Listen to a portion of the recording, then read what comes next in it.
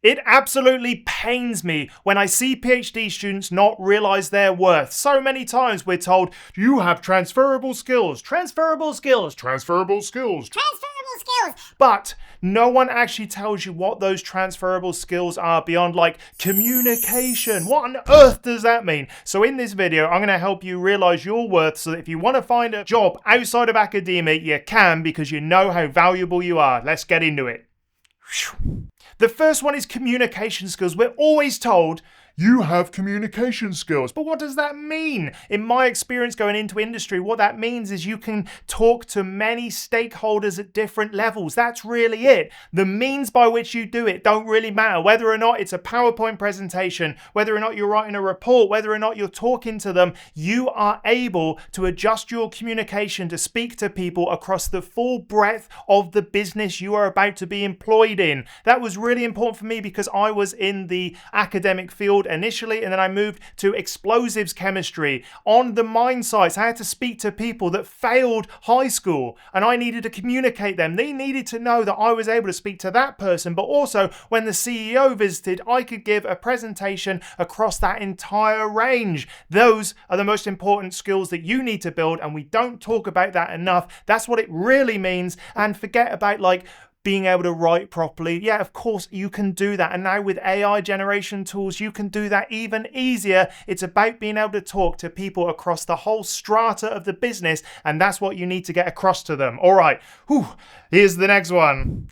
Quite often jobs are employing you for your domain knowledge. But here's the thing, sort of, right? I was doing my chemistry degree, my PhD in organic photovoltaics devices that happened to use some surface science and emulsion chemistry. I ended up working in a mine site that used emulsion explosives. So what I had to do was think about what I had built up in my PhD and what was actually sort of like applicable to the new job, because they don't care about my solar cell stuff. They don't care about all of my solar cell testing. They care about my fabrication, my knowledge of the emulsion world and the surface chemistry world. And that's what I had to show to them in the job interview. So here's what I did. And I lied. No, I didn't lie. I really tried to make sure they didn't see me as the solar cell guy, but rather as the explosives guy. Even though I'd never had any explosives experience, I sat down with my PhD supervisor who had some domain knowledge, and I got her to give me like a half-hour introduction to emulsion explosives. We went through high internal phase emulsions. We went through how you start an explosion. We went through how you deliver it, how you make it, the chemicals that you'll use. That was enough to make me stand out. So I used some of my domain knowledge, not all of it, arguably not even like 1% of it, but they knew that I had certain domain knowledge that could transfer across into the new job. The Venn diagram overlap was very thin, but I made sure they saw me by that little thin window. Oh, hello. Oh, it's Andy, the emulsion explosives chemist.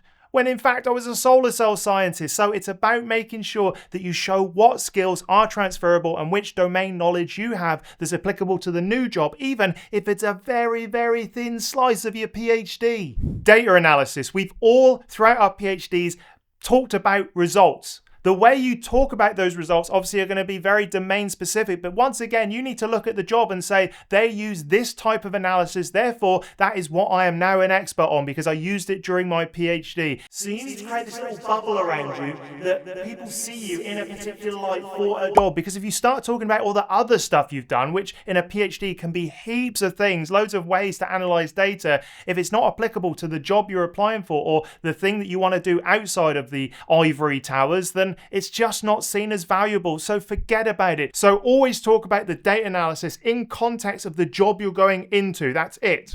Another really broad one that we talk about all the time is project management. But what does that really mean? In my experience in the real world, when I had a proper job, not none of this business, when I had a proper job, project management meant don't spend too much money and make sure that we look good. Oh, and also bring it in on time. Those are the three things really that project management meant. So you haven't just done a PhD, you've brought a long-term project to completion on time and on budget. That's it. That's what you've done. Forget all the other stuff. What else have you done? You've also managed key stakeholders to make sure they're informed along the way. That's another thing about project management. You've informed your supervisors, you've informed the university, you've informed the field and all of the other experts in the field. That is project management. But we don't think about it like that when we're in a PhD. So you haven't completed a PhD. You've actually brought to completion quite a complex project with many key stakeholders, and that's it. But why don't we talk about it like that? Maybe you had limited budgets, maybe you had limited something else, but whatever limitations you had, you overcame the problem to deliver the project on time. That's what they really care about for project management. Every single PhD has had its issues. It's about how you overcome those issues, which is all about the project management stuff. Done.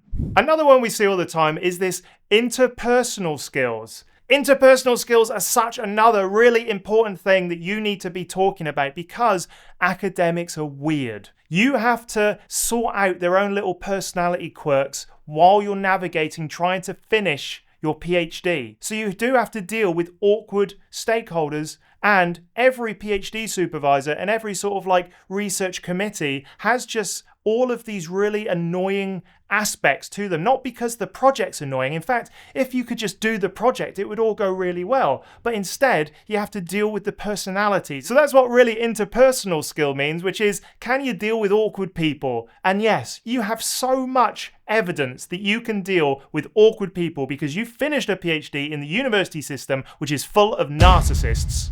Another thing you should think about is how you talk about your teaching and mentoring. Every single PhD invariably involves mentoring on some level. Whether or not you're teaching someone how to do a certain thing, use a certain bit of equipment, or whether or not you're teaching someone below you I mean in terms of like lower in the academic ladder, like an undergraduate, a master's student, something like that. That is how you need to think about what you did. So you are able to communicate and teach and mentor, and you actually enjoyed that. But obviously, you know, when you start a job, they're not necessarily going to be interested in those skills, but you do have them, and you need to talk about, as you progress through your job, how you've developed those mentoring capacities from your PhD. They're in there, use them. Now check out this that I found. I found this research article, An Evidence-Based Evaluation of Transferable Skills and Job Satisfaction for Science PhDs. So this is science PhDs, but I think it's applicable to every other field as well. So it's this table that I think really matters. Is these are the transferable skills. This is the doctoral skill mean, and then the employed skill mean,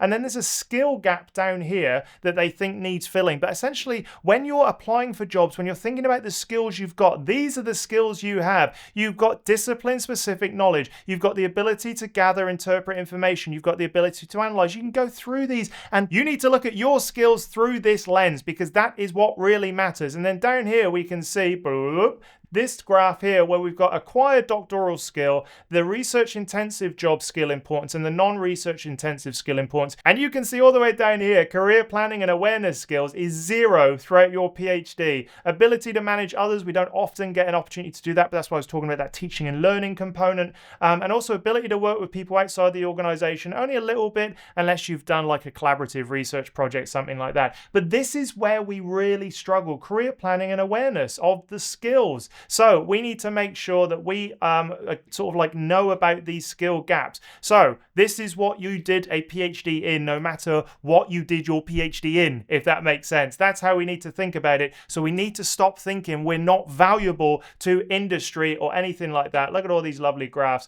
I like this one because this is how important the skills are for different types of jobs. So here we've got like regulatory affairs. Let's have a look. So obviously in blue, light blue, there's tenure track and industry. Obviously all these are very important. Discipline knowledge is very important for a tenure track job. But look, they're all very, very important for a load of other things. Written communication, pretty much the most important for everything. Managing others is least important for scientific writing and communication because you just like this all day. And then career planning and awareness, you know, that's for all the jobs a little bit lower. So it's these ones up here that we have during our training. So it's time management, written communication, gather, interpret info. These are now how you need to start thinking about your PhD. You didn't do your PhD in insert topic in here. It is a PhD in all of these skills, and that's why you're valuable. God damn it. If you like this video, go check out this one where I talk about what to do after a PhD, because now you've got the skills, go and apply. Ooh, staticky. Good. See you in the next one.